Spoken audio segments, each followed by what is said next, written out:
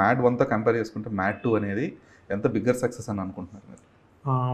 అంటే in terms of revenue మన first cinema ఈ క్లోజింగ్ కలెక్షన్స్ డే 1 వచ్చేసింది అంటే సో అది బిగ్గర్ సక్సెస్. దాని అన్నిటికంటే పెద్ద సక్సెస్ ఏంటంటే బ్రో, నేను నిన్న నైట్ శ్రీరాములు సెకండ్ షోకి వెళ్ళినప్పుడు చిన్నపిల్లలు మన వీళ్ళంతా ఉంటారు చూడండి, అంటే మన పెద్ద అత్తయ్యలు మావయ్యలు ఆ ఏజ్ గ్రూప్ వాళ్ళందరూ వచ్చి కూర్చొని చూసి అంటే సీట్లలో పడి పడి నవ్వడం కొన్ని చూశాను నేను.